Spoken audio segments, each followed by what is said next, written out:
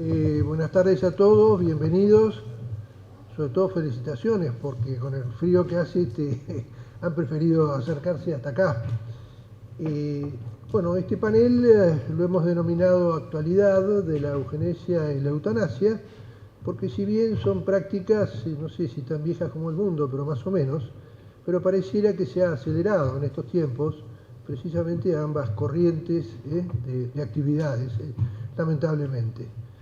Hemos hecho un panel en el cual hacemos un mix que era indispensable contar con la presencia de un profesional de la salud, de un médico. El doctor Lenín Llanón de Quevedo es director de la carrera de medicina de la Facultad de Medicina de la Universidad Católica Argentina. Ha ejercido también en otras universidades su docencia, es investigador del Instituto de Bioética de la Universidad Católica, ejerce su tarea profesional en Santoianni, así que está en lo teórico y está también en la praxis cotidiana. Ha publicado numerosos artículos y que quien tenga interés en verlo más en directo, pone YouTube, ahí aparece una cantidad, ¿no?, de intervenciones y de entrevistas que se le han hecho al doctor Llanón de Quevedo.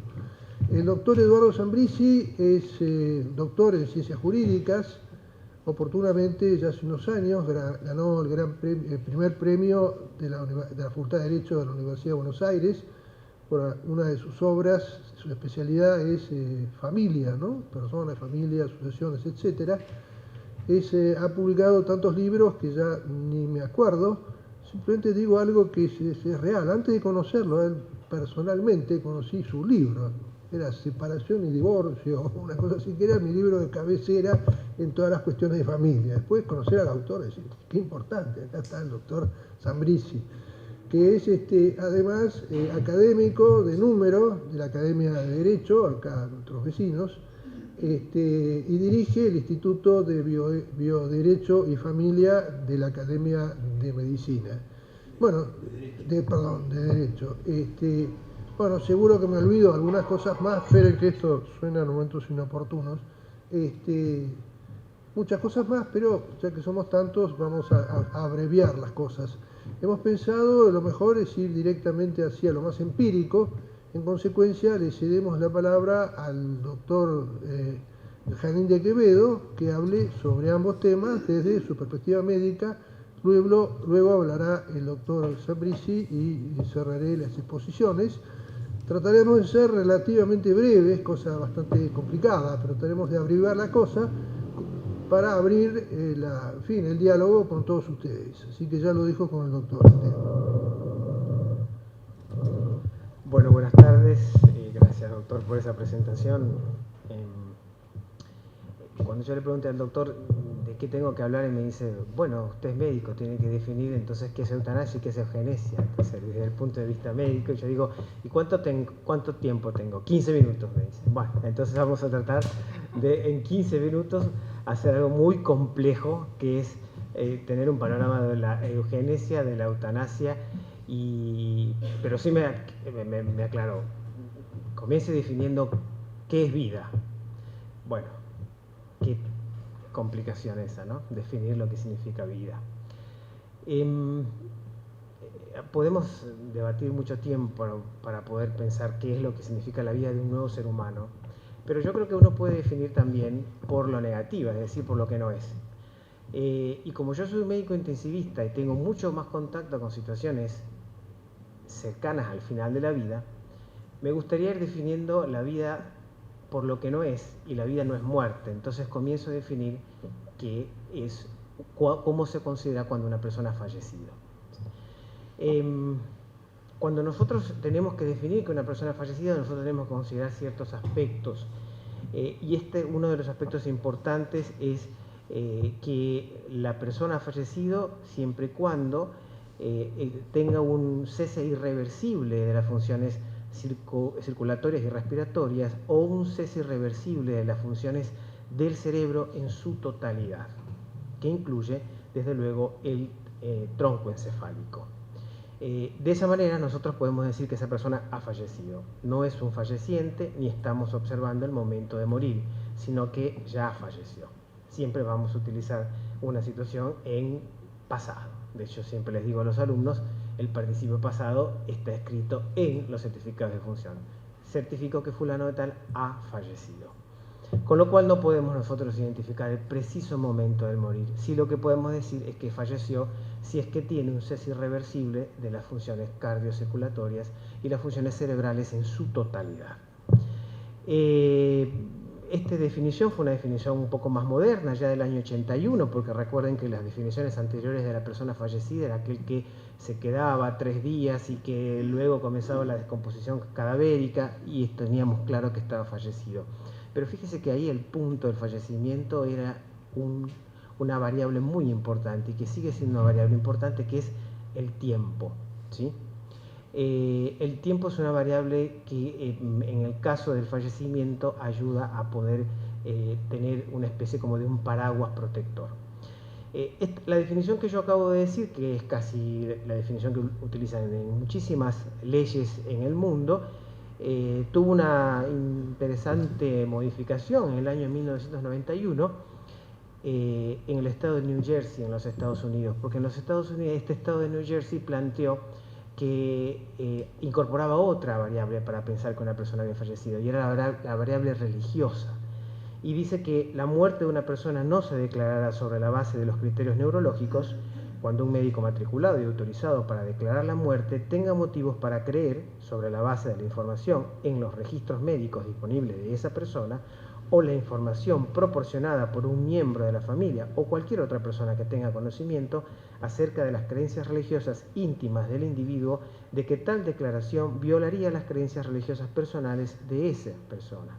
En este caso, la muerte se declarará y el momento de la muerte se fijará únicamente sobre la base de los criterios cardiorrespiratorios. Es decir, para aquellas personas que desde el punto de vista religioso no conciben los criterios neurológicos, el estado de New Jersey es una excepción, pero es interesante esta excepción, le permite solamente utilizar los criterios cardiocirculatorios. Es una excepción que tiene que ver con algo que excede a la medicina como práctica basada en ciencias empíricas, porque incluye la variable religión y la variable creencias. Con lo cual, cuando nosotros estamos hablando de vida definida como ausencia, como la no muerte, vamos a decir, no podemos no considerar otras variables que no son necesariamente empíricas, sino que en este caso son variables que pertenecen a un mundo completamente diferente al mundo de las ciencias naturales. En la Argentina se certifica el fallecimiento, la última ley, hace poquito, la del año pasado, que es la ley de trasplantes de órganos, se considera que una persona está fallecida cuando se pueden certificar tras la confirmación del cese irreversible de las funciones circulatorias o encefálicas. Ambos se deben reconocer mediante un examen clínico adecuado tras un periodo apropiado de observación. Nuevamente, la variable tiempo es importante. Fíjense que siempre está como un paraguas de protección.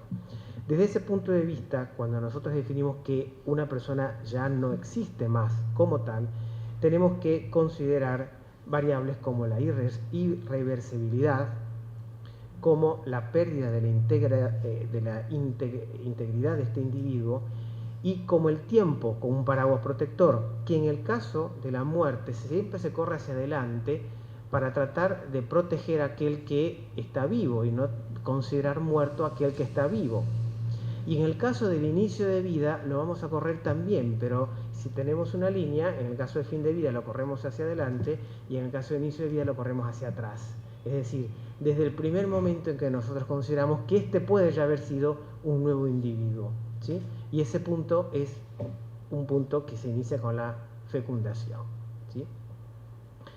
Es más, la biología molecular en este aspecto, yo traje una imagen, pero bueno, no importa, pero no la podemos pasar, pero ha podido identificar cuál es el momento en que comienza la fecundación. Eso es un punto que siempre a los biólogos moleculares especialmente los intriga. Y ya hoy en día conocemos que existen dos enzimas. Una enzima se llama Izumo 1, que es producida por el espermatozoide, y la otra enzima se llama Juno. Fíjense que tanto Izumo es una diosa japonesa del matrimonio y Juno es la diosa latina del matrimonio y de la fertilidad. Juno está en el óvulo, Izumo está en el espermatozoide, y cuando se comienzan a interactuar estas dos enzimas, comienza la unión entre los dos, porque comienza la fusión de las membranas, que es el punto de inicio a través del cual podríamos decir que dejan de existir como células, tanto el espermatozoide como el óvulo, como células haploides, y comienza, aún todavía no está formada una célula diploide, pero comienza el proceso de formación. Un proceso que se caracteriza también por una secuencialidad determinada, por una integración, y por el cual también la variable de tiempo tiene que jugar un rol protector. Así que nosotros no podemos decir en este preciso momento apareció una nueva persona, pero sí podemos decir que desde ahí en adelante ya comienza el proceso de formación de un nuevo individuo. Entendido lo que es vida, acá lo que tenemos que saber ahora qué es que se está haciendo con la eutanasia y con la eugenesia. No queda duda que se está tratando de intervenir sobre los seres humanos vivos. Acá no, esto lo tenemos muy en claro. Pero, ¿cómo tratamos de intervenir? ¿En qué consiste esta intervención? En el caso de la eutanasia, nosotros sabemos que se consiste en la eliminación del enfermo para que termine con su sufrimiento, en términos generales, ¿sí? Luego nosotros vamos a ver qué tipo de definición vamos a utilizar. Si es una definición basada en el efector de la salud, en este caso el profesional de la salud, en donde sí vamos a pensar que es la acción u omisión que en su naturaleza y en su intención causa la muerte del enfermo a fin de aliviar el dolor, o en su efecto una definición basada en el receptor, no en el actor, sino en el receptor, que es el permiso que otorga el receptor con el cual levanta el delito moral de eliminar a su paciente, que esto está claro de que siempre ha sido desde que la medicina occidental se conoce como tal, que la eliminación de su paciente, una eliminación deliberada del paciente, forma parte de un delito moral por parte, una eliminación deliberada del paciente por parte del médico es sin duda un delito moral. En el caso de la definición centrada en el receptor, en el permiso que otorga el receptor, este permiso levantaría esta prescripción moral que tendría el profesional de la salud. Esta es la famosa definición que, de la cual Holanda es un país clásico que utiliza esta definición, que es la finalización deliberada de la vida de la persona a pedido de esta. Acá se hace énfasis en el pedido, en esa autorización que él da para que puedan acabar con su vida. Bueno, el suicidio asistido es algo bastante afín. Desde el punto de vista técnico que hay una diferenciación, que el suicidio asistido es la eliminación de la vida por medio de la autoadministración de un medio que es prescripto por un profesional de la salud, fundamentalmente médicos o enfermeros. Es decir, ellos no ejecutan directamente el acto de la eliminación de la vida, sino que asisten, ayudan, pero el acto de administración es cometido por la misma persona, es una autoadministración. ¿Por qué? La pregunta que uno siempre se hace, ¿por qué acuden a la eutanasia, ¿no? ¿Qué es lo que lleva a las personas a definir la eutanasia? ¿Qué es lo que lleva a la sociedad a proteger a la eutanasia? ¿Qué es lo que lleva a que nosotros, y digo nosotros los que podemos estar de acuerdo o no, considerar que es un desarrollo, es un avance en los derechos? Yo acá, desde luego que el tema de derechos lo conoce mejor que yo, hay abogados y no me voy a meter en el tema, pero sí hay ciertas características objetivas que uno tiene que ver en el debido de los casos que los pacientes terminen su vida a través de la metodología de la eutanasia. Y esto tiene que ser con la progresión de la enfermedad, cada vez es mayor, con el pronóstico de vida a cortísimo plazo, o sea, no estoy hablando de incluso 6 meses, es un punto que los médicos debaten, pero creo que más de 6 meses no se considera un paciente que es terminal. Ahí creo que sí, en ese aspecto, el doctor sabe mucho de esto y no hay dudas de que 6 meses más allá de esto no es terminal. Pero estoy hablando de a cortísimo plazo, o sea, ya en las próximas semanas o en las próximas, ni siquiera meses, en las próximas semanas. La limitación increyendo de las funciones, es decir, no solamente que está limitado, sino que estas funciones cada día son menores, cada día está más limitado. El incremento y la complejidad de los cuidados y diferentes aspectos de los cuidados, y la pérdida progresiva de la autonomía, el incremento de la vulnerabilidad y las dificultades de la interacción.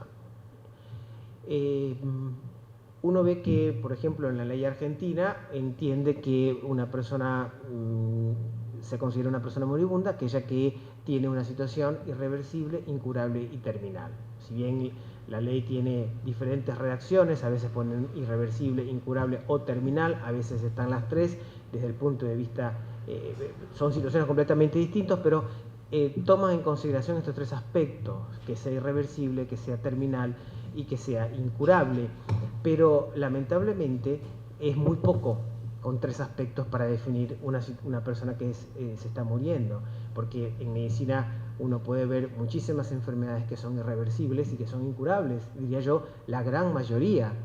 Hipertensión arterial, diabetes, gota, etcétera, son enfermedades irreversibles e incurables, pero no estamos hablando de una persona moribunda bajo ningún concepto. Incluso en situaciones terminales, como puede ser una insuficiencia cardíaca terminal o en su defecto una insuficiencia renal terminal, pero tampoco estamos hablando de una persona moribunda, porque una insuficiencia renal terminal tiene la diálisis, entonces se va a ayudar y va a poder seguir viviendo.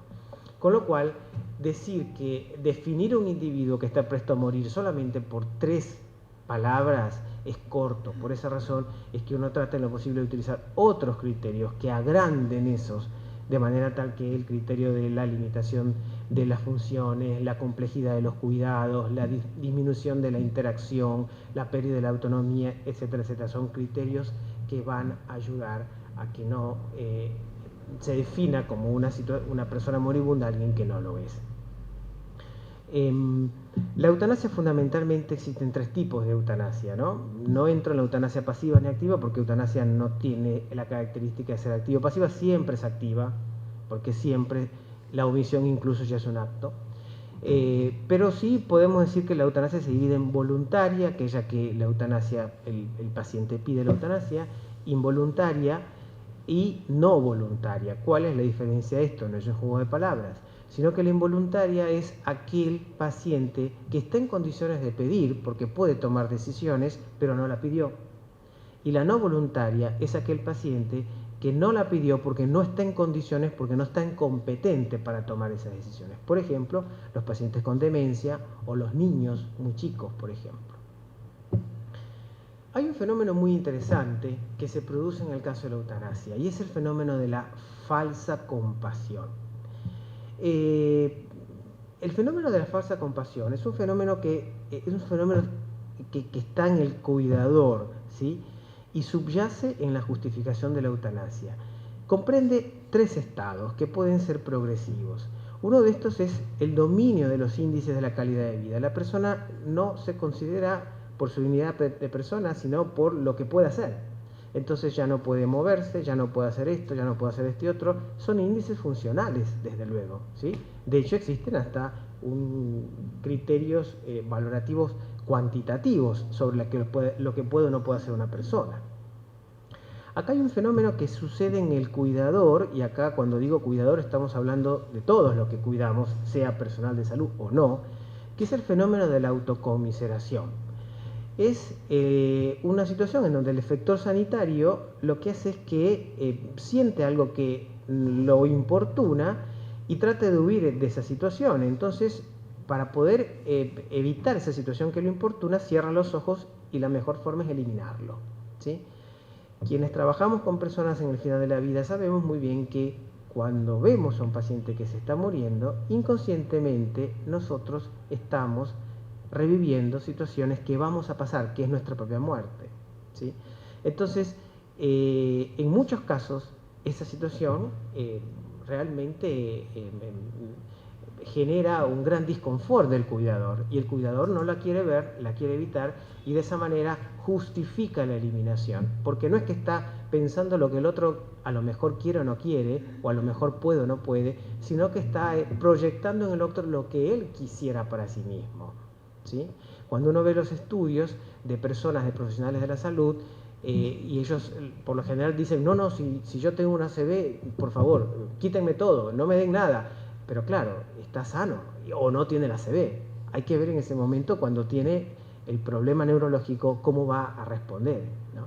Y lamentablemente el profesional de la salud que piensa así, y por eso es importante en los profesionales de la salud la bioética, el que piensa así lo que va a terminar es justificando la eutanasia. El paso siguiente es la expansión del razonamiento eutanásico a otros casos que pueden ser reversibles e incurables, pero son tratables y no son terminales, ¿sí?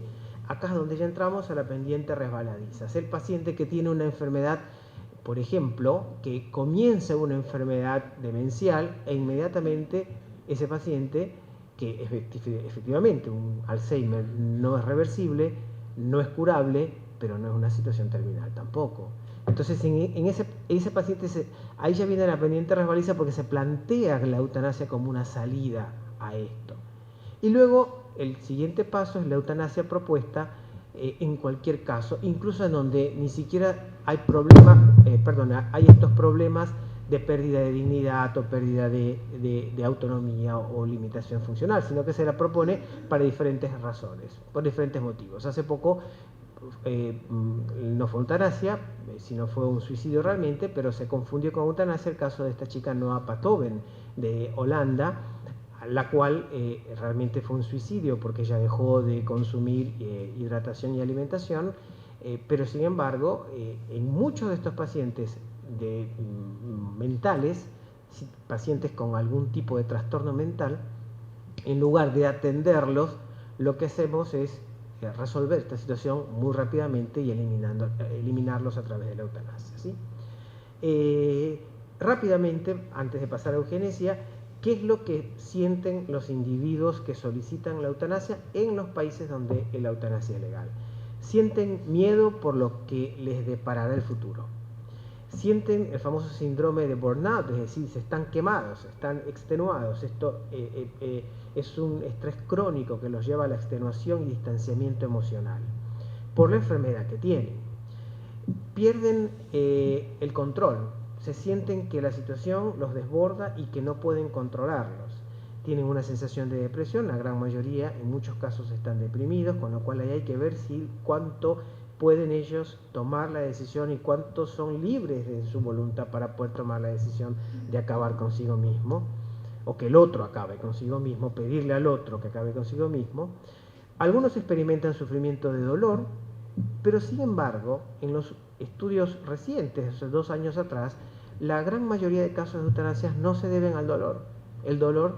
El manejo del dolor se ha ido atendiendo cada vez mejor y se lo conoce mucho más, y prácticamente no hay manejo de dolor, no hay un problema relacionado con el dolor, es muy poquito, es muy ínfimo. Y si esto, casi todos tienen la sensación de la pérdida de dignidad, de la esperanza y el sentimiento de ser una carga, llámese para la familia o para la sociedad.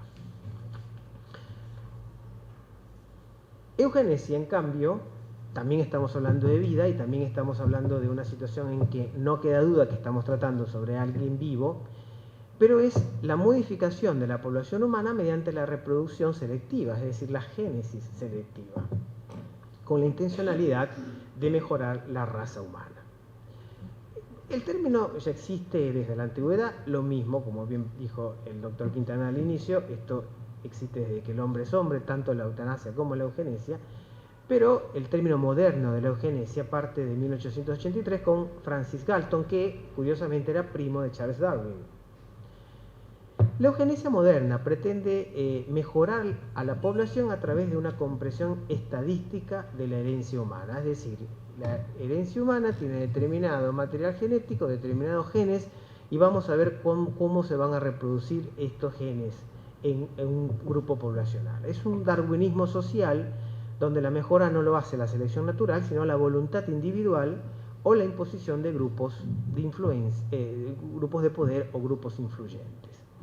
La eugenesia se asienta sobre lo que se llama el determinismo genético, es decir, entender que el carácter del ser humano en su totalidad depende de los genes, de la genética, desmereciendo otros factores como las condiciones de vida, de trabajo, de estudio, familiares, etcétera, etcétera. ¿Cómo se presenta la eugenesia? Se presenta fundamentalmente en dos formas. Una eugenesia positiva, en donde se estimula la reproducción de individuos con rasgos deseables para mejorar la raza humana a través de una serie de incentivos, y se los alienta para que se reproduzcan y mejoren y transmitan sus rasgos que se consideran sus buenos rasgos, sus rasgos deseables al resto de la población. Aquellos que se consideran no aptos o con rasgos no deseables son educados, en el mejor de los casos persuadidos, para no tener hijos en beneficio de la población humana. Lo que pasa es que esto va a depender mucho de cuán altruistas sean estos individuos para, por sus propios medios, decir no me voy a reproducir porque considero de que no tengo los rasgos elegidos para que se reproduzcan en la población humana. La eugenesia negativa entra en juego fundamentalmente cuando el altruismo ya no es el valor importante que permite la reproducción, o más bien frena la reproducción de los aptos o de los no aptos. Permite la reproducción de los aptos y frena la de los no aptos. A diferencia de la eutanasia positiva, de la eugenesia positiva, la eugenesia negativa lo que hace es que obliga a los no aptos a no reproducirse. Es decir, impone por fuerza la no reproducción de los no aptos. Esto, por ejemplo, acá incluye la esterilización, las restricciones matrimoniales y en casos extremos incluso la eutanasia, de ahí su vínculo, ¿no? La eutanasia también es una forma de plantear la reproducción selectiva. Esta persona, hablo de gente que está en condiciones de reproducirse, pero por ejemplo, un enfermo mental, joven, que se pueda reproducir, bueno, se considera que no es apto, sus condiciones no son aptas para que se reproduzca en la sociedad y de esa forma termina en la eutanasia. Rápidamente, planteando cómo hoy en la modernidad podemos observar ejemplos de eutanasia. Clásicamente en la eutanasia positiva tenemos incentivos financieros para tener hijos, incentivos para embarazos selectivos, gravamen impositivo por la ausencia de hijos, obligaciones éticas para las élites, inmigración eugenésica. Y en cuanto a la negativa, reducción de embarazos no planificados. Acá están educación sexual basada en la sola abstinencia, por ejemplo, para que no se reproduzcan las personas con HIV. Esto se ha aplicado en África, por ejemplo, ¿no? La contracepción también tiene determinados fines eugenésicos. La esterilización voluntaria, el aborto, y acá está básicamente planteado, en la sociedad nuestra ha comenzado a plantear el aborto con fines eugenésicos, porque esa idea de que cuando el bebé no tiene condición de vivir, bueno, entonces eliminarlo antes, estos son fines eugenésicos, claramente eugenésicos. Otro punto puede ser los incentivos y la coerción o la compulsión a la no reproducción. Acá hay reducción de beneficios por nuevos hijos, incentivos para la esterilización compulsiva a enfermos mentales o a criminales, pago por esterilización, esto en países en desarrollo se ha aplicado. Y las formas modernas eugenésicas son la inseminación artificial con dador seleccionado, donación de óvulos, diagnósticos preimplantatorios, diagnóstico prenatal, selección de embriones. La ingeniería genética también tiene fines eugenésicos, no siempre, y hay que ver cuál, o sea, en las formas modernas, esta clasificación de negativas y positivas es como que se pierden, porque hay que ver cuál es la finalidad de ellas, ¿no? Pero dentro de estos métodos que hoy existen en la medicina, se aplican fines eugenésicos. La ingeniería genética, la terapia genética, la clonación y el transhumanismo en determinadas circunstancias. ¿Qué principios entran acá? la coerción, la subjetividad de la perfección, se pone en riesgo el principio de la igualdad, una mirada liberal a ultranza de la eugenesia entiende que el ser humano tiene la libertad de la elección reproductiva, por esa razón la eugenesia debe ser individual y no estatal, en este caso la eugenesia compulsiva, debe ser libre, valora el pluralismo y está basado en la ciencia y no en aspectos raciales e inteligencia, etcétera, como puede ser en los casos de la clásica eugenesia. Bueno, la justificación social también implica el hecho de que para qué traer al mundo chicos que después van a sufrir o que van a ser una carga, por ejemplo, para la sociedad.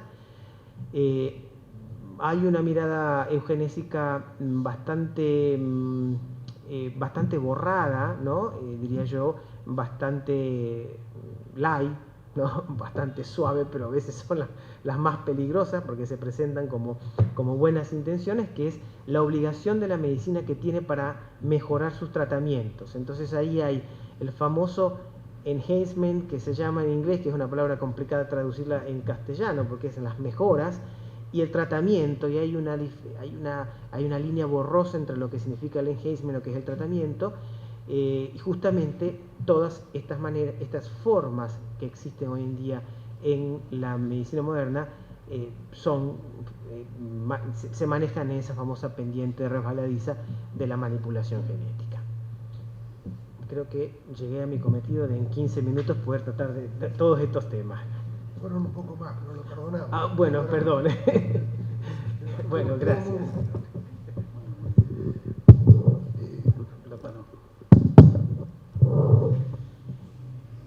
Bueno, muy buenas tardes. Ante todo, agradezco esta gentil invitación que me han hecho para hablar acá en este instituto tan importante, ¿no es cierto?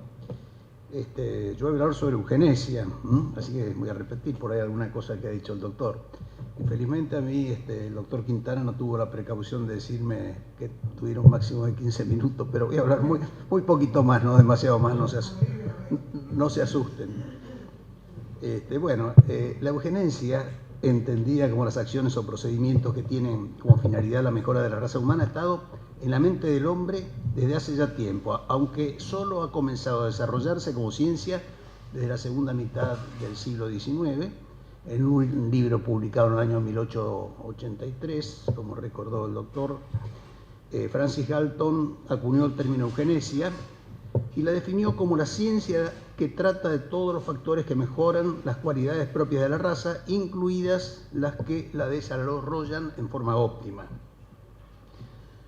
Voy a hablar ahora sobre la eugenesia en la antigüedad y su nacimiento como ciencia. Con respecto a la antigüedad, cabe recordar que hubo un tiempo en que se creía que las malformaciones físicas de los individuos provenían de transgresiones de tipo religioso o moral, frutos del pecado, lo que llevaba muchas veces a la exclusión social de aquellos que la sufrían, habiéndose llegado inclusive al infanticidio, como ocurrió en una época en Esparta con los niños que nacían malformados, que se consideraba que constituían una carga para el Estado, lo que hacía que fueran sacrificados en el monte Taigeto.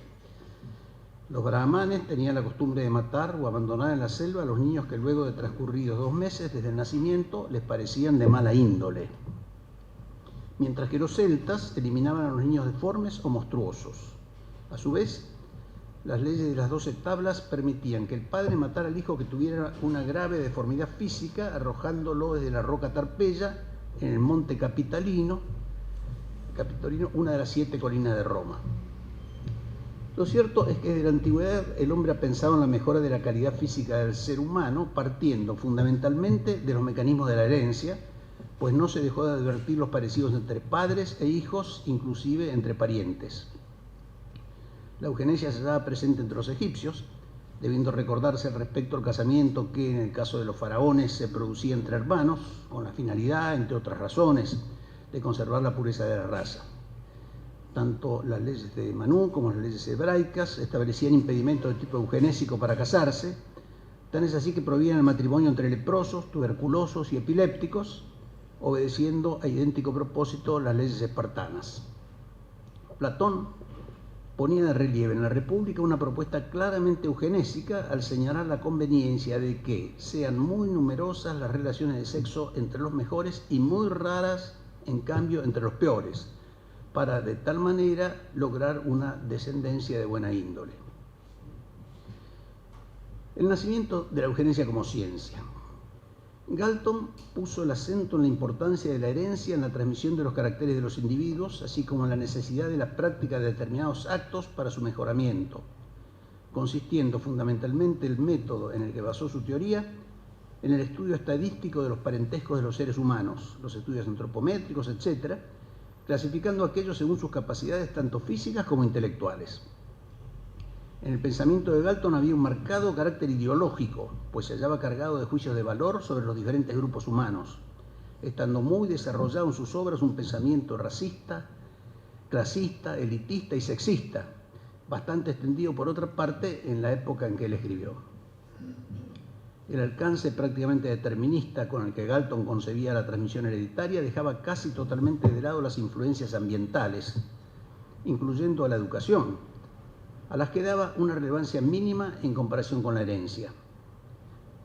Dicho autor, cuyo pensamiento tiene su apoyo fundamentalmente en las teorías premendelianas vigentes en esa época y en parte también en las darwinianas, ya dijo el doctor que era primo de Carlos Darwin, aconsejaba el control de los matrimonios para mejorar la raza, que es en definitiva lo único que concebía para actuar sobre la reproducción.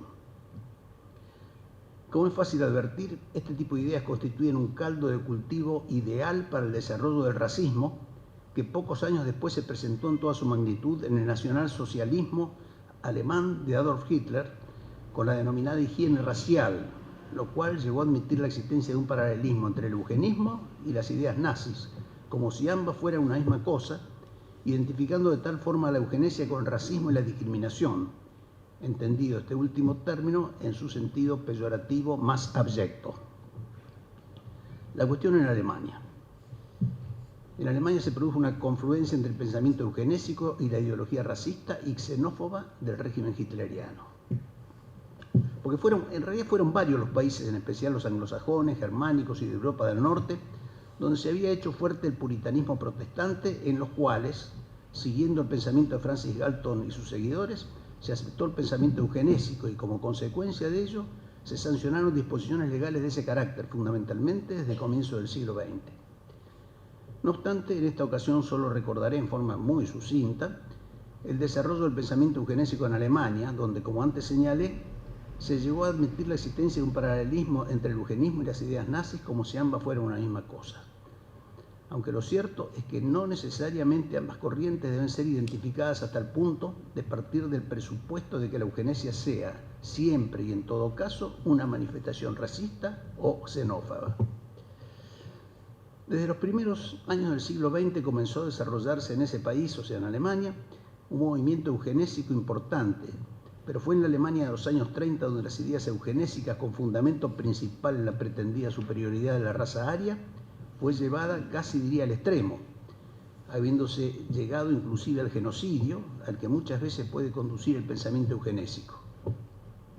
En su libro Mi lucha, escrita en el año 1926, Adolfo Hitler afirmó que todo individuo notoriamente enfermo y atávicamente tarado, y como tal susceptible de seguir transmitiendo por herencia sus defectos, debe ser declarado inepto para la procreación y sometido a tratamiento práctico, lo cual, como ustedes entenderán, significaba esterilizarlo. En el mes de julio de 1933 se dictó en Alemania la denominada Ley para prevenir la procreación de hijos con enfermedades hereditarias, modificada en el año 1935, que contemplaba para determinados supuestos la esterilización de personas, así como el aborto por motivos eugenésicos. También se practicó la castración, aunque en forma excepcional, y la eutanasia, fundamentalmente respecto de personas que pertenecían a los que se consideraba razas inferiores, así como también se practicaron distintos experimentos con seres humanos sin su consentimiento. Por una ley del 15 de septiembre de 1935 se prohibió, bajo pena de reclusión o de prisión, el matrimonio, como también las relaciones extramatrimoniales, entre judíos y súbditos de sangre alemana, los que se declararon nulos. Esos matrimonios se declararon nulos. También se practicó en Alemania la eugenesia positiva, habiéndose puesto en práctica un programa denominado Lebensborn, que quiere decir fuente de la vida, que en la práctica resultó un fracaso, por el cual se pretendía mejorar la raza aria mediante el entrecruzamiento de oficiales de las SS y mujeres seleccionadas por sus características raciales. Ahora voy a pasar a referirme a las nuevas caras de la eugenesia. De las prácticas eugenésicas de antaño, tales como la prohibición de matrimonios entre determinadas personas, la esterilización y el control inmigratorio, o políticas sociales de carácter racista o clasista, o destinadas a determinados grupos considerados como inferiores, que a partir de la Segunda Guerra Mundial puede sin duda afirmarse que han quedado absolutamente desacreditadas, se ha pasado a un enfoque distinto, orientado a la modificación o a la mejora genética del ser humano por medio de la acción sobre las células germinales, o sobre el embrión o el feto, o sobre la persona ya nacida. Romeo Casabona ha señalado que las aportaciones de la biología humana y animal sobre los mecanismos de la reproducción y la herencia biológica han permitido dotar a estos procedimientos de un fundamento científico, lo que ha ido arropando a las ideas eugenésicas de un pretendido soporte de ese tipo y con ello de una mayor credibilidad intelectual y autoridad moral. Si bien esas posibilidades que se presentan con motivo de los rápidos avances de la biología y a partir de la aplicación de determinados procedimientos crean por un lado una dosis de esperanza por las expectativas de curación de determinadas enfermedades, por otro desatan comprensibles inquietudes por los evidentes peligros que traen aparejados, pues muchas veces esas prácticas no son utilizadas en beneficio del embrión o del feto, sino que sirven de presupuesto para perjudicarlo, al disponerse su eliminación en supuestos en los que se detectan enfermedades o malformaciones. Con lo que se promueve lo que se ha dado en llamar una cultura de la muerte, que se halla cada vez más difundida, lo que ha sido criticado por San Juan Pablo II en la encíclica Evangelium Vitae, en donde, por el contrario, se pone el acento en la necesidad de promover o reactivar una cultura de la vida. Este nuevo enfoque sobre la eugenesia ya no se encuentra dirigido en forma directa a las poblaciones, sino solo indirectamente a través de la mejora genética de los individuos singularmente considerados. Las decisiones son, pues, individuales, en ejercicio de los llamados derechos reproductivos, aunque a la larga ellas no pueden sino repercutir en el cuerpo social. Pero lo cierto es que, en esencia, no existe una diferencia sustancial entre los antiguos métodos eugenésicos y los actuales. Como es fácil de advertir, la fecundación in vitro ha sido la puerta de entrada de estas nuevas prácticas por haberlas facilitado, las cuales bien pueden llegar a convertirse, y eso es precisamente lo que está ocurriendo, en eugenésicas. Como ha destacado Jacques Testart, el embrión humano se está transformando en el objetivo privilegiado de una eugenesia implacable, cuyas consecuencias a largo plazo para la humanidad se desconocen, habiendo sostenido Roberto Adorno que, no obstante que en un comienzo fue presentada como una solución para las parejas estériles, la técnica de la fecundación in vitro parece estar cambiando de objetivo en los últimos tiempos, debido a que ya no se trata de dar un hijo a quien no puede tenerlo naturalmente, sino de dar uno de buena calidad, lo que se logra por medio de la selección de los embriones a ser transferidos al útero materno a través del denominado diagnóstico preimplantatorio. Estas nuevas formas de eugenesia, que se caracterizan por el empleo de procedimientos de biología molecular para el diagnóstico genético y la intervención directa sobre los genes, se pueden practicar mediante distintos procedimientos, entre los cuales señalo el diagnóstico prenatal o estudio cromosómico del feto, el diagnóstico preimplantatorio, que es utilizado para la selección de embriones, prefiriéndose para la implantación en la mujer los embriones en los que no se haya detectado anormalidad alguna, lo que lleva en la inmensa mayoría de los casos, por no decir en todos, a la eliminación de los restantes, y el diagnóstico preconcepcional, siendo este último el que se practica mediante el análisis genético de los gametos. Conocida es la posición de la Iglesia Católica con relación a esta cuestión, la que fue claramente expuesta en numerosos documentos, como por ejemplo la Instrucción Donum Vitae del 22 de febrero de 1987 de la Congregación para la Doctrina de la Fe, donde, entre otros conceptos, se afirma que el diagnóstico prenatal es moralmente lícito si el mismo respeta la vida y la integridad del embrión y del feto humano, y si se orienta hacia su custodia o hacia su curación, pudiendo el mismo dar a conocer las condiciones del embrión o del feto cuando todavía está en el seno materno. Pero se opondrá gravemente a la ley moral, se agrega, cuando contempla la posibilidad, en dependencia de sus resultados, de provocar un aborto. Un diagnóstico que atestigua la existencia de una malformación en una enfermedad hereditaria no debe equivaler a una sentencia de muerte.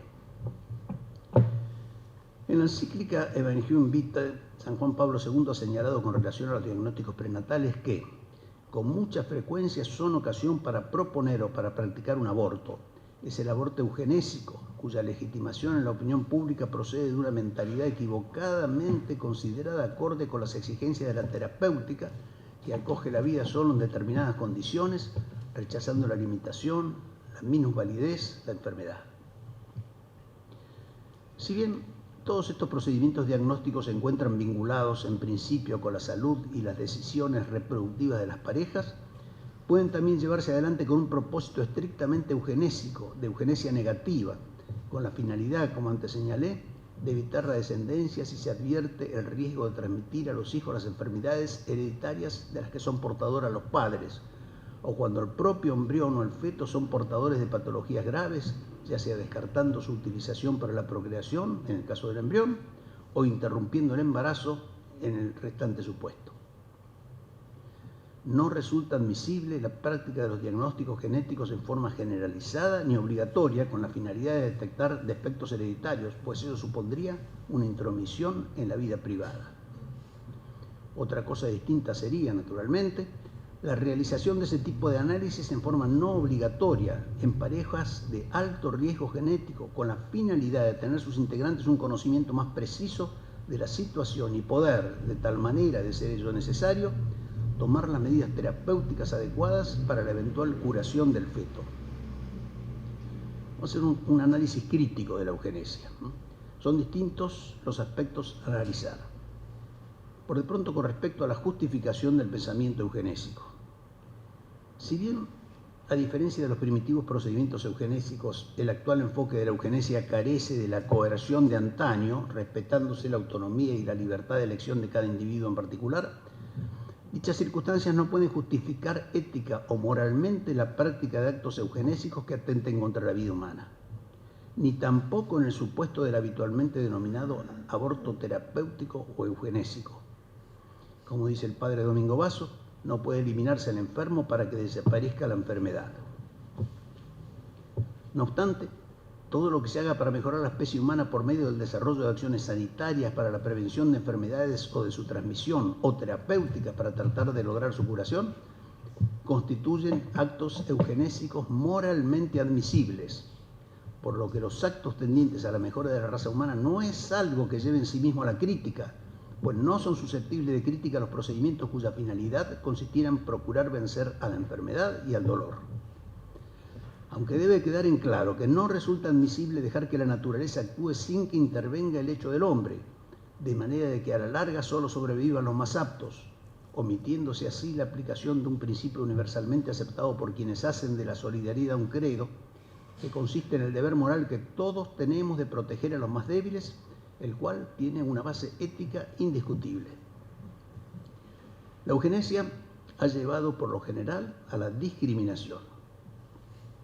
Otro de los aspectos que merecen una crítica puntual deriva del hecho de que la aceptación del pensamiento eugenésico ha llevado por lo general a la admisión de una conducta discriminatoria, lo que resulta de considerar que determinadas clases sociales o razas o linajes son superiores a otras. Si bien de una forma distinta y quizás menos virulenta, aunque posiblemente más insidiosa, la discriminación también resulta de la diferenciación que se hace, o al menos que se ha pretendido hacer, entre la gente en razón de la información que resulta del análisis de sus genes.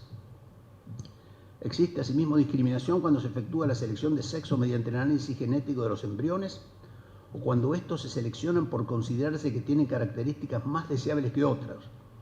Procedimientos claramente repudiables, en especial cuando esa selección implica la eliminación de los restantes embriones. Puede haber también una discriminación genética en el campo laboral con respecto a la posibilidad de acceso a un empleo o en el acceso a los servicios de salud o en la celebración del matrimonio, que puede verse limitada con motivo de la predicción de las enfermedades que con una cierta posibilidad sufrirá la persona en un futuro más o menos lejano, siempre que se den las circunstancias necesarias para ello, entre otras las ambientales. No puede discriminarse a las personas por el contenido de sus genes, dejando de lado la diversidad genética, el polimorfismo que caracteriza tanto a los individuos humanos como a las demás especies. Lo distinto no se opone necesariamente a lo normal. Con respecto a los peligros que resultan del pensamiento eugenésico y las consiguientes modificaciones genéticas practicadas con la finalidad de mejorar la raza humana, resulta por demás evidente la existencia de riesgos para el futuro de la especie humana derivados de las modificaciones genéticas practicadas con la finalidad de su mejoramiento, pues nunca se sabe cuál es el límite al que deba llegarse ni qué mutaciones pueden llegar a producirse. Tal como advertía el premio Nobel Marshall Nirenberg, el hombre puede ser capaz de programar sus propias células con información sintética mucho antes de que pueda valorar adecuadamente las consecuencias a largo plazo de tales alteraciones, mucho antes de que sea capaz de formular metas y mucho antes de que pueda resolver los problemas éticos y morales que surgirán. Benchazade califica de absurda la concepción de genotipo superior o perfecto, dado que la variedad genética propia de la especie humana es el tesoro que ha permitido la evolución del hombre, siendo el respeto a la diversidad un principio ético fundamental, además de la mejor receta para la preservación de la vida humana en la Tierra. Por su parte, el profesor Alex Kahn, genetista y director del Cochrane Institute de Genética Molecular de París, ha afirmado que es un hecho que la genética ofrece hoy posibilidades que pueden ser generalizadas y generar nuevas formas de racismo. Recuerdo al respecto que en un artículo publicado el 12 de marzo de 2015 en la revista científica Nature, distintos científicos reclaman una moratoria en las novedosas técnicas CRISPR/Cas9 que permiten editar las características genéticas de los embriones, por cuanto puede tener efectos impredecibles para las futuras generaciones, imposibles de conocer incluso por años, además de ser tenues los beneficios. Como se explica en un editorial de Diario La Nación, dicha técnica consiste en una herramienta que permite editar o corregir el genoma de cualquier célula, incluidas las humanas, una especie de tijera molecular capaz de cortar con precisión y de manera controlada la molécula de ADN, eliminando o insertando nuevas secuencias genéticas. No obstante, el genetista chino He Jiankui, formado en la Universidad de Stanford, anunció en el año 2018 en Hong Kong el nacimiento de 2 bebés modificados genéticamente, lo que ha sido criticado por la comunidad científica puesto que dispara un proceso que difícilmente sea reversible. Como es fácil de advertir, la cuestión se encuentra lejos de constituir una cuestión terapéutica, ya que se trata de mejoras que son transmisibles de una generación a otra, no conociéndose el impacto que ello pueda llegar a tener en las generaciones futuras. En el caso, no solo se trató de evitar que los bebés fueran inmunes con respecto a determinada enfermedad, puesto que al parecer dicha modificación tuvo además como consecuencia un notable incremento de sus capacidades cognitivas en cuanto a la memoria e inteligencia. Se trató de 2 bebés, con las consiguientes consecuencias discriminatorias, si lo analizamos en comparación con los demás seres humanos. Inclusive a este genetista se lo trató de mentiroso, porque él comentó que lo que quería era impedir que se transmitiera a estas gemelas una enfermedad, y en realidad parece que lo que realmente quiso es, digamos, modificar, incrementar las capacidades cognitivas, o sea, la memoria e inteligencia. Pues entonces se habían hecho ya, digamos, unos estudios en ratones y se había logrado, por medio de lo que hizo He Jiankui, se había logrado mejorar la memoria y parece que la inteligencia, o por lo menos inteligencia entre comillas, digamos, de estos ratones. Así que de los científicos dijeron que Jiankui lo que quiso era exactamente hacer esto con estas 2 bebés y no otra cosa, por eso se lo trató de mentiroso, así que muy bien no quedó este señor. Bueno, como conclusión, de todos hasta aquí hemos visto, surgen a mi juicio con claridad los graves peligros que pueden llegar a resultar del pensamiento eugenésico. La eugenesia es una idea negativa y agresiva cuando quiere ser usada para seleccionar, eliminar y controlar a otros seres humanos, siendo claramente condenable la manipulación de los genes con la finalidad de mejorar la raza humana. A la locura de la pureza de la raza no debe suceder la de la pureza de los genes. Bueno, nada más. Gracias.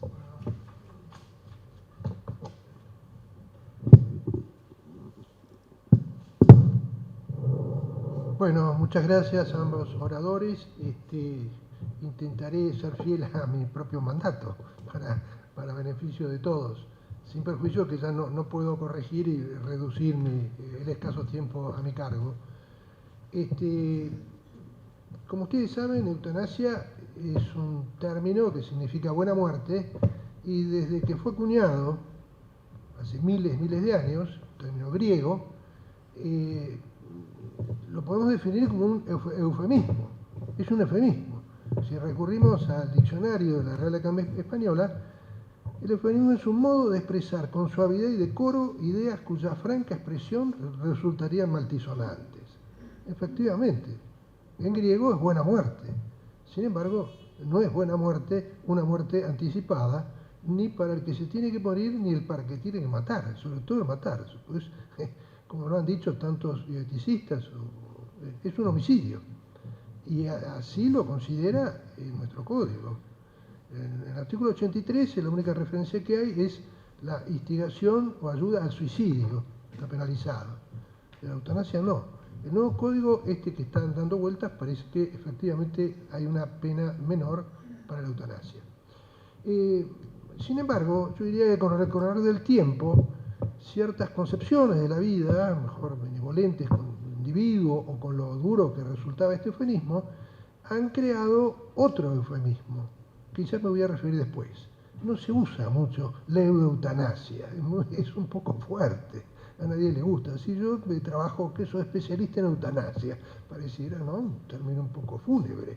Entonces hay justificaciones de otra índole a la cual me voy a referir. Yo he dividido mi exposición, que acortaré toda medida de lo posible, en tres segmentos. El primero, un breve paneo o referencia a la actualidad jurídica de la eutanasia, o sea, más o menos por dónde corren las leyes, en qué países y dónde, sobre todo en el mundo occidental, que o bien se expresan de una u otra manera referido a la eutanasia, o a veces abiertamente a lo que se llama, que se refirió el doctor, el suicidio asistido. En el segundo lugar, voy a hacer una referencia a los fundamentos actuales, contemporáneos, ¿no?, que se justifican, siempre jurídicamente, lo que llamaríamos la exposición de motivos y los propios términos que contienen estas leyes, que hacen el corazón mismo de la ley. Y por último, voy a expresar nuestra, digamos así, una posición distinta a la comúnmente aceptada por, lamentablemente, muchos países.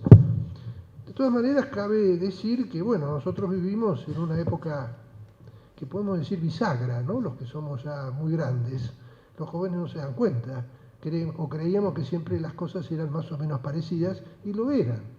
Yo pienso, es una opinión, desde fines del siglo pasado, el siglo XX, años 80 en adelante, o si usted quiere 78, primer anuncio público de que se había logrado reproducir a un ser humano no en las formas naturales, sino artificiales, y muchas cosas más geopolíticas que han pasado han cambiado nuestra óptica o nuestras noticias cotidianas que vemos en los diarios totalmente. El panorama hasta la década del 80, por ahí 90 era de una manera, este es otro completamente distinto.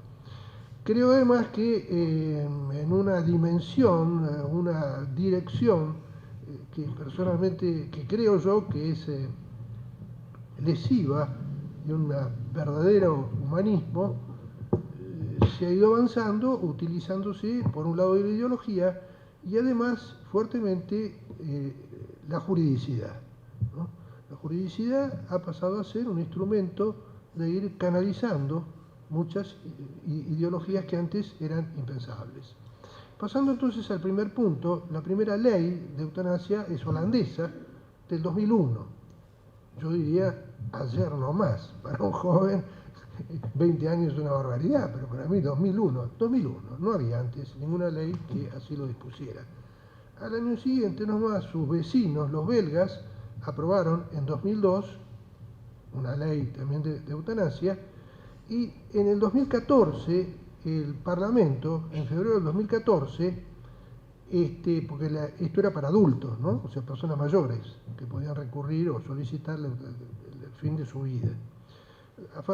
A partir de 2014 que se podía aplicar esa ley a menores de edad en estado terminal con el consentimiento de sus padres. O sea que los chicos también, niños o bebés, neonatos, pueden ser objeto de eutanasia.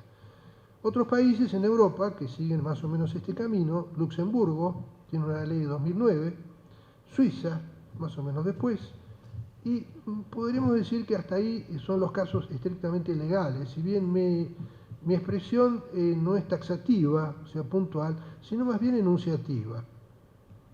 En Estados Unidos es una cuestión a decidir por cada estado. Como referencia, no sé si curiosa, el mes pasado, hace 3 meses, en el estado de Maryland, por ejemplo, se presentó una ley llamada Opciones para el Fin de la Vida, y que le faltó un voto para los 24 necesarios para su aprobación, pues son 23 a 23. Y uno, el que estaba ahí en el medio, que lo presionaban de los dos lados, parece que era un evangelista, un evangélico, dijo que lo tenía que consultar con el pastor. Entonces la ley quedó ahí. Pero, ya ven, 23 a 23, quiere decir que la cosa viene bastante complicada. Ahora bien, dejando de lado el aspecto legal de leyes, esto no quiere decir que no se aplique dentro de los cánones permitidos la eutanasia, porque se ha recurrido entonces a los tribunales, a la vía judicial.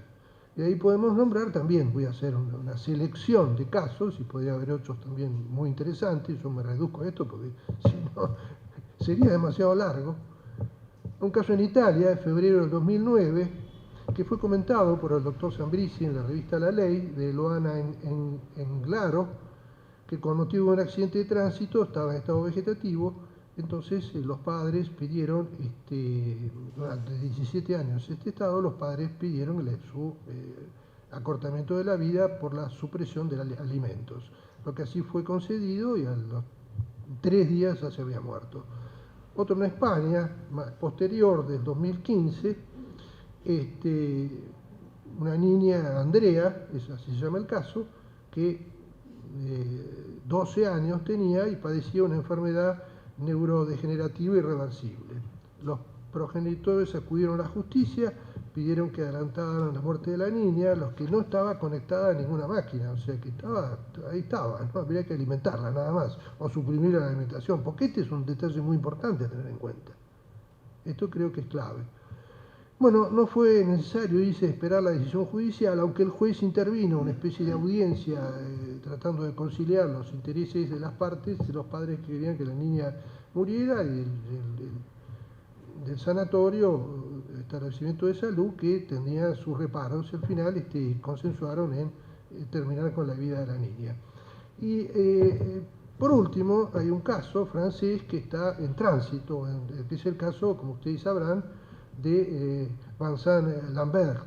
Vincent Lambert logró, primero habían decidido que terminara con su vida, pero una corte de apelaciones suspendió esa medida para que continuara la hidratación y alimentación, pero ahora, el 28 de junio, hace muy pocos días, el Tribunal de Casación, aparentemente la instancia máxima, decidió ponerle fin a la vida, ¿no?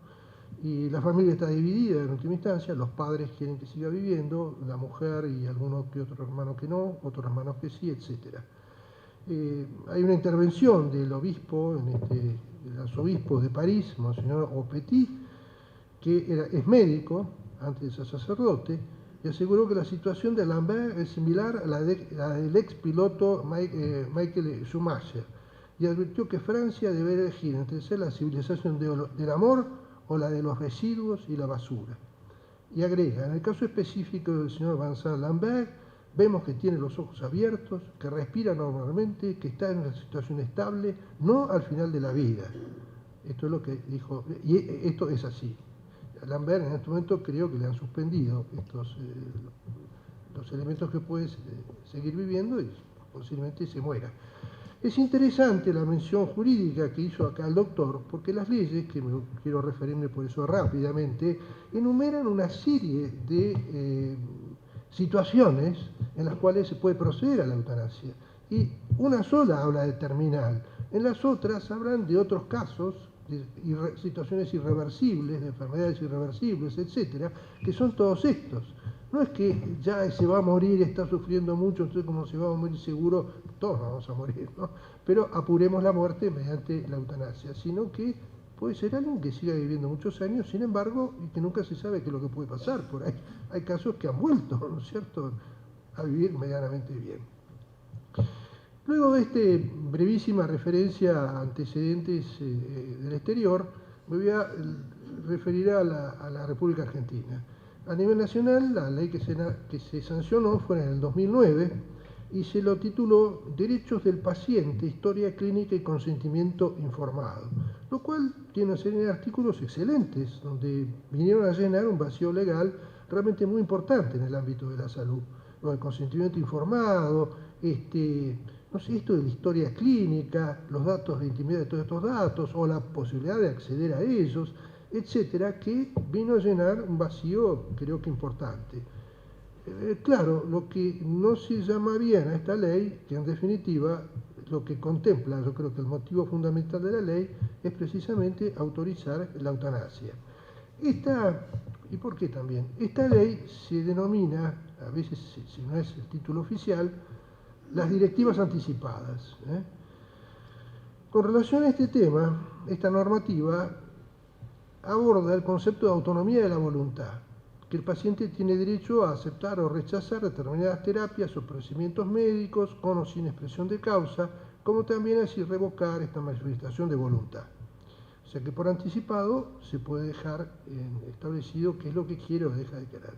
Ahora, ¿cuál es el tema que puede resultar urticante o contrario a los principios morales, ¿no es cierto? Que dice expresamente las directivas deben ser aceptadas por el médico a cargo. Ahora, hay algo muy curioso acá que se les escapó, este es un asunto curioso.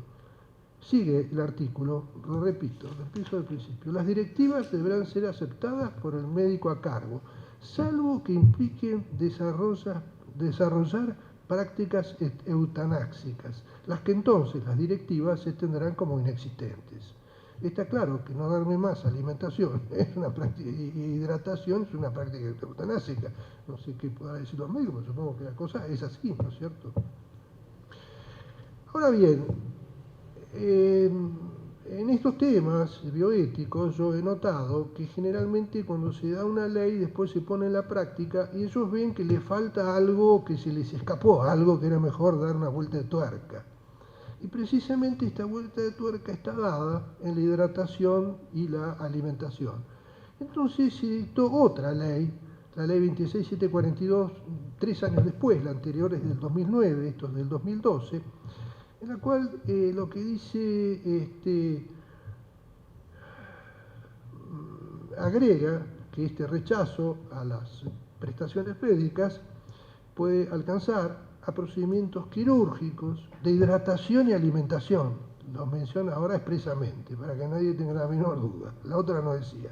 De reanimación artificial o el retiro de medidas de soporte vital.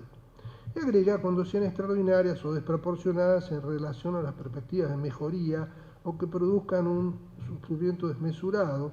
También, y vuelve de vuelta en el mismo artículo 2 veces, se ve que una fijación lo tenía pues medio redundante y maltisonante. También del derecho de rechazar procedimientos de hidratación y alimentación, cuando los mismos produzcan como único efecto la prolongación de la vida. Y vuelve a repetir en el artículo 11 de esta nueva ley o la ley posterior, lo que las directivas anticipadas deben ser aceptadas por el médico, salvo que impliquen desarrollar prácticas eutanásicas. Estas son las leyes claves que rigen la materia, ya sea que por directivas anticipadas, ya sea en el momento, el paciente puede solicitar que le sean retirados todos estos soportes vitales. Después vamos a contestar un poco todo esto.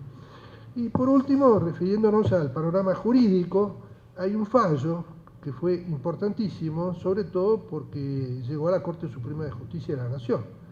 El 7 de julio del 2015 la Corte dio su fallo en el caso Díaz, en el cual entendió que se dieron por cumplidos los recaudos del artículo 2, etcétera, del que yo mencioné antes, o sea que el paciente puede rechazar los procedimientos de hidratación, alimentación, cuando los mismos produzcan como único efecto la prolongación en el tiempo de ese estado terminal, irreversible e incurable. En realidad esta sentencia ha sido duramente criticada y yo me adhiero a todas estas críticas porque no era la situación. Era un hombre que por haber sufrido un accidente automovilístico había quedado en un estado, diríamos así, que será mejor definido por los médicos que yo, de total inconsciencia, pero que no presentaba ningún signo que podía anticipar su muerte cercana. Estaba ahí, digamos, ¿no? Y lo que es importante, que tampoco había dado ninguna directiva anticipada. Las partes que promueven la acción, los nosocomios no querían hacerse cargo de practicar la eutanasia, porque veían que la situación era no era una situación irreversible, no se sabía, pongámosle que sí, pero tampoco terminal, bajo ningún punto de vista, puede haber seguido viviendo, o no. Y entonces por eso llega a las instancias judiciales y tiene que sentenciar la Corte. Entonces las que promueven el juicio o esta causa son las hermanas de él, y que acá viene el tema. Esta ley refiere a otra ley, que es la ley de trasplante, que quiénes son las personas autorizadas para que en caso de que la persona en trance de morir casi inmediatamente, ya ese sí, irreversible, terminal, etcétera, puedan dar consentimiento para la ablación de los órganos. Bueno, ahí están enumeradas los parientes, cónyuges, hijos, etcétera, cosa que está asumido ahora, a posteriori, en el 2015, por los artículos 59 y 60 del Código Civil. Bueno, el tema es que aparecen las hermanas, y las hermanas testimonian que ellas dicen de que el señor Díaz, en vida, ya 30 y pico de años, en vida común de actividades, él había anticipado o había dicho que en casos que sufriera un accidente de estas características podía morir. Ese es el único antecedente no corroborado absolutamente con nada.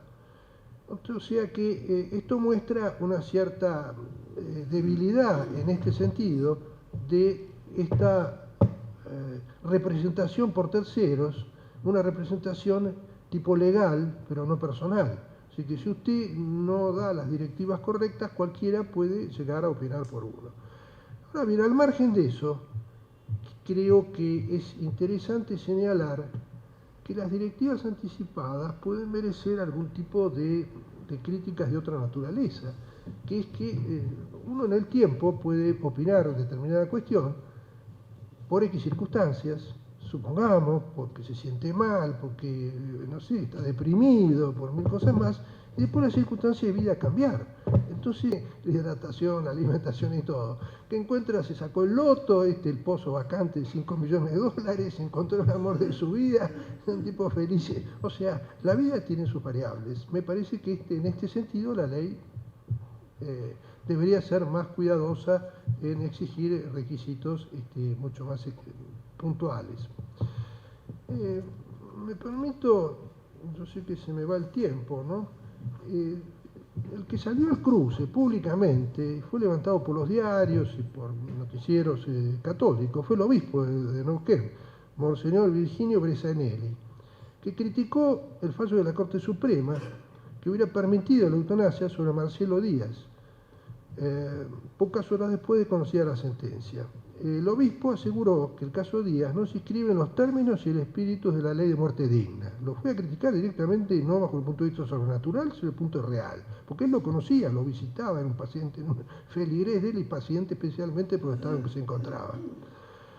Dice, bueno, agradeció a Dios porque se murió, antes de que le practicaran la eutanasia se murió, por haber cerrado la vida de Marcelo antes que se lo sometiera a un deceso inducido, porque de ser así hubiese sido un trauma para mucha gente del pueblo neuquino. Y dice, no compartimos la decisión final de la Corte Suprema de la Nación por creer que las premisas o el planteo del problema no corresponden a la situación personal de Marcelo. pero apreciamos cuanto dicen de la persona humana, etc. Yo encuentro, dice, ciertas contradicciones entre tal afirmación tan fuerte y buena, esa de la dignidad humana, etcétera, que se funda en la sentencia, con, en definitiva, la situación real del paciente. El obispo también reiteró varias veces que Marcelo Díaz tenía una conciencia mínima, que fue reconocido por 3 pericias que así le practicaron, 3 pericias, que tenía conciencia, poca. Pero yo no hablo desde el punto de vista técnico, sino desde mi experiencia personal. Este muchacho fue capaz de sacarse solo la camiseta. Si le ponían música que le gustaba, se le irradiaba el rostro, pero si traían otro que no le gustaba, mostraba displacer. Algo de conciencia tenía. Bueno, así todo, lo mataron, vamos a decir, en la realidad, ¿no es cierto? Yo creo que acá se intentó sentar un precedente desde la Corte Suprema, si bien sabemos que no es obligatorio el cumplimiento, pero pareciera que en la Argentina sí, en determinados casos, así fue el caso del fallo FAL. Bien, voy a tratar de apurar. El segundo tema, con esto he más o menos planteado cómo están las cosas en tribunales y legalmente. El segundo tema son los fundamentos de la eutanasia y algunas observaciones críticas. Son diversas las causas que originaron la expansión de la eutanasia actual. Algunas tienen origen en el llamado enseñamiento del encarnizamiento terapéutico, el que obedece a tecnologías contemporáneas antes totalmente desconocidas. La gente se moría cuando tenía que morir. Ahora resulta que tenemos que morirnos por ayuda de la medicina, etcétera, por ahí después, lo cual a veces puede ser muy conveniente. Estos medios muchas veces suelen ser gravosos, inútiles, que pese a una muerte próxima y previsible se recurre a su internación, también gravosa, terapias intensivas, etc. Pero hay otras motivaciones, no son solamente esas. Estas motivaciones obedecen más a una ideología fundada en 2 premisas o conceptos. La primera es la denominada autonomía de la voluntad y el segundo, la dignidad de la persona. El primero de ellos se hace cargo de él la mayoría de la doctrina y normativa jurídica que recurren reiteradamente al denominado principio de autonomía, arraigado en una perspectiva individualista conforme a la cual las facultades subjetivas se tornan absolutas, con la única cortapisa de no dañar o intereses de los demás. Ejemplo de esta mentalidad es una cita encontrada en una fuente jurídica, en un trabajo que está publicado, el que le interese, les digo, lo encontré en la web, en una revista jurídica que dice lo siguiente: el paternalismo médico es la acción por la cual el médico pretende hacerle bien al enfermo, actuando según su propio concepto. El paciente es tratado como un ser incapaz de decidir sobre su propio bien. Este vínculo se caracteriza por una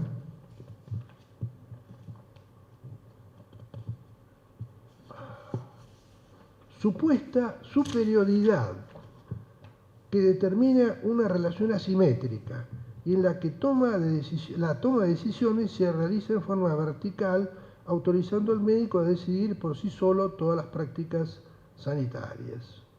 Tradicionalmente, el vínculo médico-paciente se ha presentado como una relación fuertemente jerarquizada entre el experto, el doctor, entre comillas, quien porta el saber, y el enfermo, entre comillas, quien no sabe ni entiende y que además se encuentra en una situación de debilidad y de vulnerabilidad por los padecimientos de la enfermedad que genera. Bueno, hasta acá la cita. Se pueden hacer varias consideraciones, no hay duda que puede haber médicos como ingenieros, como abogados, como personas que son autoritarios, que imponen además cualquier cosa, etcétera, pero los que hemos estado muchas veces enfermos en la vida, recurrimos a la sabiduría del médico y nos ponemos en su mano. Esta persona que así escribe nunca tuvo una gripe fuerte, nunca le pasó nada, no se le rompió un dedo, ni se sintió que tenía un infarto, ni nada. A ver si un infartado va a decirle, mire, pero no sea paternalista, esto se escribe, se publica y se lo dan a los chicos en la facultad. Esta es una revista que está en la facultad y desde chicos se les enseña estas cosas. En definitiva, lo que agrego que es la absolutización del principio individualista, paradojalmente acompañada de un matiz dialéctico en el que opresores y oprimidos ya no son los burgueses y proletarios, sino los profesionales de la salud y pacientes, en este caso, y en otros serán otros y otros y otros, que recurren a quienes pueden para brindar su ciencia, muestran a las claras el carácter utópico de estas expresiones, cuando la legítima libertad y autonomía, aún para equivocarnos, se transforma en un principio de una especie de autoritarismo personalista en contra de cualquiera que en realidad tiene, por su ciencia y su saber, una posición infinitamente superior a la que cada uno de nosotros conocemos. No me voy a extender, porque no puedo en el tiempo, una crítica a la absolutización del principio de autonomía, que en última instancia me parece, como dije hace un rato, utópico y real, porque vivimos relacionados con la gente.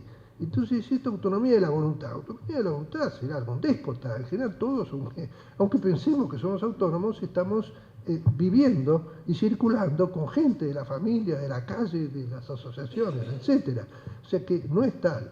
Lo cual rescato una intención de que no se impongan cosas que no se deben. El segundo de los fundamentos es la muerte digna. Y acá vengo a retomar lo del eufemismo. Eutanasia es un eufemismo, pero este es mucho mayor. Así como el término eutanasia tiene calidad eufemística, contemporáneamente se ha recurrido a otro que la supera ampliamente, la adjetivación de la muerte apelando a la dignidad.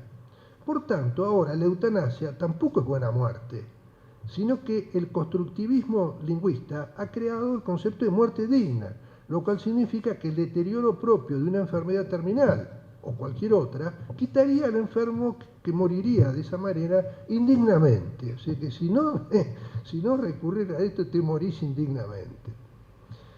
Yo cito lo difícil que es los trances finales en enfermedades muy complejas y dolorosas, pero no es perder la dignidad si a uno le toca morirse por estos medios.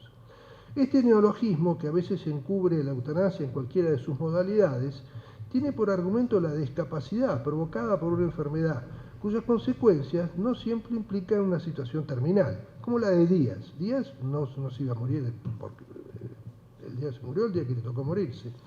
Pues basta que la gravedad se prolongue en el tiempo para justificar el empleo antes mencionado. El argumento obedece a concepciones de la vida materialistas y a veces idílicas, entre ellas la definición de salud como un estado completo de bienestar, tal como lo define la Organización Mundial de la Salud, de la cual se deduce que gran parte de la humanidad padece de patología crónica de carecer tal plenitud, entre las cuales yo me incluyo y creo que muchos de nosotros también. O sea que todos somos enfermos. El problema de fondo, termino con este punto, de la ideología eutanásica reside en la negación que la dignidad reside en el hecho de ser humano. Esto es la dignidad, ser humano. Para sustituir esa realidad por la calidad de vida o de bienestar. Por lo tanto, la dignidad depende de las condiciones de vida, estableciéndose una inaceptable distinción entre los más y menos dignos, integrando en la primera franja los todavía hábiles física e intelectualmente, y la segunda los desastrados, para quienes se reserva el derecho a solicitar su muerte por asumir tal con indecorosa situación.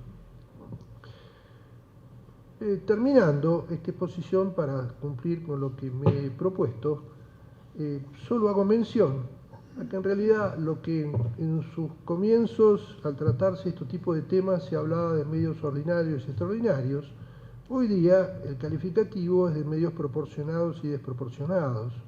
Yo puedo mencionar numerosas citas, aún de la Iglesia Católica. Hay una muy lejano de Pío XII, que creo fue el primero que abordó la temática de la cercanía de la muerte dolorosa o con muchos sufrimientos, en el cual se le preguntaba, se le interrogaba si era legítimo administrar narcóticos, ¿no? Me dan analgesia y decían narcóticos. Y Pío XII en 1957 dice que son esas acciones de doble efecto. Si el narcótico es para matarlo, no se puede.